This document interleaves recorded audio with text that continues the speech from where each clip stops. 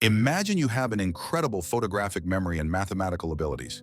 You think you're destined for a brilliant career and success. Unfortunately, things aren't so simple. This guy named Will Hunting hasn't yet found a use for his unique talent, but that's about to change dramatically. 20-year-old Will works at the prestigious Massachusetts Institute of Technology. There's just one catch. Instead of teaching advanced mathematics classes, he cleans the university hallways and hangs out in bars with friends in the evenings. One day, Will notices a chalkboard in the hallway with a challenging problem posted by local mathematics professor Gerald Lambeau, who promised a prize to anyone who could prove it by the end of the semester. To publish a paper in the university journal and earn his immense respect, Will can't get the problem out of his head all day. He even leaves his best friend Chuck at the bar and rushes to his remote house to devote the entire evening to solving the theorem, and the guy succeeds.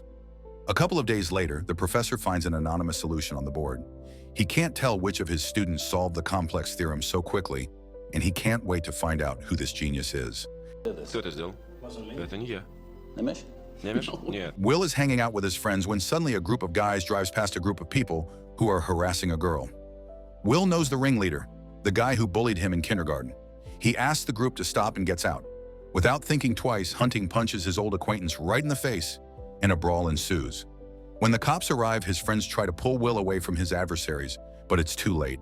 Not only is he caught, but he's also resisting, and he's arrested. Professor Lambeau, in his next lecture, is trying to find out who proved a theorem, but there's still no answer. So he gives the students an even more difficult problem, one he and his colleagues have been trying to solve for over 2 years. Will, meanwhile, is released from prison before his trial and sets about solving this problem as well. Lambeau tries to catch up with Will, whom he mistook for a vandal, but he quickly disappears. The professor then returns to the board and realizes the correct answer is written on it again. After work, Hunting goes to a bar with friends and tells them he was laid off. Meanwhile, Chuck tries to pick up 2 girls by posing as a student at a prestigious university, but is ridiculed by a local smart aleck. Will comes to his friend's aid and puts the nerd in his place. One of the girls, Skylar, notices him and leaves her phone number. Meanwhile, Professor Lambeau is determined to find the mysterious genius. He goes to a hardware store trying to find the name of their former employee, Will Hunting. Later, he attends a court hearing where Will, using his brilliant knowledge of law and sociology, defends himself. But due to his numerous convictions, he is ultimately sent to prison. After some time, Will receives a visitor, Professor Lambeau, who informs him that the judge has agreed to release him on his own recognizance. There are only 2 conditions. Firstly, the young man must meet with a professor every week and study higher mathematics. Secondly, he must also meet with a psychotherapist once a week. Will is certain he doesn't need therapy, but he agrees to the deal anyway, and the boy enjoys his meetings with the professor. Will Hunting handles any task effortlessly, and Lambeau is very pleased with him. However, things aren't going so smoothly in therapy. Will drives the first psychologist crazy with comments about his book, criticizes the second for his hypnosis method, and harasses the others with sarcasm and jokes. After trying 5 different specialists, Lambeau almost gives up and decides to send him to his peer, Sean McGuire. He seems to be the perfect candidate for the job because they share a similar background and are from the same city. During the session, Will is his usual sarcastic and taunting self, but Sean doesn't give in to his provocations, even when the guy says the therapist's picture is complete crap. The psychologist doesn't lose his composure, even when the guy inquires about his wife and begins probing the subject, noticing he's hit a sore spot. After the session ends, Professor Lambeau sees his friends are upset and tells Sean he can back out, but the therapist tells him to bring the guy back in a week. Meanwhile, Will goes on a date with Skylar, a girl from the bar. She reveals she inherited a ton of money from her father and is now planning to attend Stanford University. The couple spends a wonderful evening, ending with a kiss in a diner. On the day of the second session, Sean decides to bring her not to the office but to a bench. In the park, Will starts making fun of him again, but the therapist interrupts him, saying he's been thinking about his words and now has something to say. In Sean's eyes, the young man is still a little boy who knows nothing about real life. He can memorize facts about all the world's artists, but he's never left Boston or seen their works with his own eyes. He can recite a work about war, but he's never been on a battlefield. He can recite a sonnet about love by heart, but he's never truly loved or been vulnerable to a woman. But most importantly, Sean himself will know nothing about the orphan's experiences until Will opens up to him. At their next meeting, Will remains silent for an hour, but Sean is calm. He's sure the boy is simply testing him, and he turns out to be right. The next day, Will finally breaks the silence and tells the psychologist a dirty joke. They start a conversation about relationships with girls, and Will casually mentions that he recently went on a date. Sean asks if the boy plans to see Skylar again, and Will makes a surprising confession. He doesn't want to ruin the image of the perfect girl he's formed in his head. The therapist counters, suggesting that the guy is actually afraid of ruining his own ideal image. However, he says this is precisely the image of a loving relationship. The psychologist explains that his own wife recently died of cancer, and sharing her funny quirks is precisely what the therapist says he misses most, and that true intimacy is built on accepting each other's imperfections.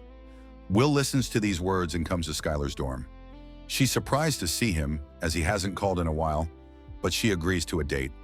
The couple goes to a dog race and has a great time. Skylar asks Will hunting where and how he grew up. Will replies that he grew up in Boston, but he lies about his family, inventing a crazy story about having 12 older brothers. Worse, he has to promise Skylar that he'll soon introduce her to his family. Sessions with Sean are... Time goes on as usual. At another meeting, the guy asked the therapist when he realized his wife was the one. Sean says he knew it at first sight. He tells the young man an amazing story about how he once got tickets to a unique baseball game, but didn't go because he met a beautiful girl at a bar. Skylar continues to insist on meeting Will's family, but he still hesitates to tell the truth, so he decides to introduce her to his friends, led by Chuck. Contrary to his expectations, the girl fits in perfectly with the group, jokes around, and drinks beer with everyone. However, by the end of the evening, Chuck ruins Will's mood, saying that as soon as his girlfriend finds out the whole truth about the couple, she'll immediately throw him out like trash. Professor Lambeau meets with Sean at a diner to check on the progress of his therapy.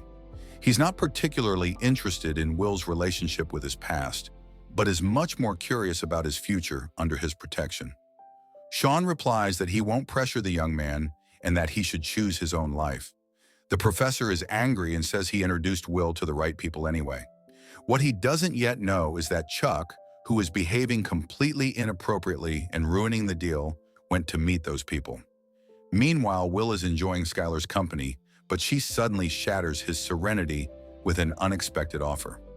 She invites him to California, where she plans to study. Will immediately declines, making up a million excuses. But Skylar insists, convinced that Will is simply stuck in his own little world where he has no competition and is afraid of new things. Then he flares up, convinced that Skylar is simply playing him and that he will always be just a fling for her because he's poor. The girl tells him angrily that if she could choose between her living father and her inheritance, she would choose her father.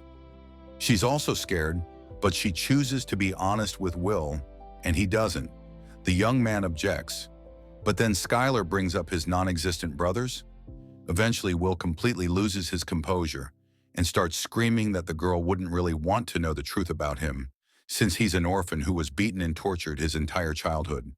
Skylar, in tears, assures him that she wants to know everything about him, including his deepest secrets, and then confesses her love for him, but Will's heart has already closed. Will meets with Professor Lambeau, who is unhappy with what happened with his business partners and scolds him for his frivolity. Will flares up, saying he's not even sure how much he wants this scientific career. Lambeau says he expected Will to at least express gratitude, not quarrel, and the guy leaves. After some time, he is invited to an interview at the National Security Agency where they promise mountains of gold and an amazing job. Will declines this opportunity because he doesn't want to ruin the lives of ordinary people for someone's geopolitical ambitions. Soon he meets with Sean, where the therapist asks if the guy has a friend to talk to and whether he ever gets lonely. Will lists great thinkers like Kant and Nietzsche, and the therapist again reminds him that real relationships can be built with real people. When asked what Will really wants from life, he says all sorts of nonsense, like he wouldn't mind laying bricks and working as a shepherd for the rest of his life. Sean realizes the guy's just kidding and doesn't want to be honest with him and himself, and he throws him out of the office with a scandal. Time passes, Skylar flies to California, and Will works construction with Chuck. Chuck asks Will what he plans to do next. Will replies that he doesn't plan to spend his life solving stupid equations and being a lab rat. He plans to stay in Boston and hang out with his best friend forever. Chuck, however, doesn't like this plan at all. Will tells Chuck he's being a jerk for wasting his talent. Furthermore, Chuck admits he dreams of coming to Will's office every day before work and seeing him finally get out of that hole. Lambo, meanwhile, learns that Will has stopped attending Sean's sessions. The professor threatens to tell the judge and accuses the therapist of pushing him down the path of juvenile delinquency. Sean replies that his friend couldn't care less about the feelings of a guy who's been alone for 20 years and still hasn't learned to accept love. But Lambo doesn't listen. He's starting to get paranoid. Now he's convinced Sean is taking revenge on him for his success. The therapist can't believe his ears. This smug Crichton actually thinks Sean is jealous. Sean says he cares only about fate and his true desires. Lambo can humiliate Will in the same way and make him feel like a failure. Just then, Will Hunter enters the office. Professor Lambo quietly leaves, leaving the boy with the psychologist. Sean explains to Hunting that his argument with the professor isn't personal. He and Lambo simply have a long history. Changing the subject, the therapist announces that he prepared a report on the young man for the judge. Will asks if there were many like him in Sean's practice, and the boy suddenly learns that Sean himself lived in similar circumstances. His father was an alcoholic who constantly beat him. The therapist repeatedly tells Will that he's not to blame for what happened to him.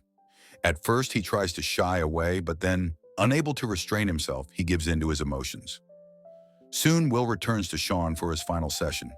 He tells the therapist that he finally accepted a job at one of the companies the professor recommended him for and is happy with his choice. Sean responds by explaining that he's decided to travel a bit and leaves his number. Later that evening, Will goes out to celebrate his birthday with friends and receives a car that Chuck and his friends built from used parts. Before leaving, Professor Lambeau visits Sean. They exchange pleasantries and decide to have a drink at the bar. At the same time, Chuck usually picks Will up at his home only to discover that his friend has left. Will rejoices as if in his old dreams, and Will manages to leave a letter in Sean's mailbox. The therapist opens it and learns that Will has put his job at the company on hold and is moving to California to pursue a girlfriend. In the letter, he uses the same phrase Sean once used when he told his friends he was giving up baseball because he was meeting his future wife. What's your favorite movie with the legendary Robin Williams? Share it in the comments and don't forget to support our new channel by subscribing.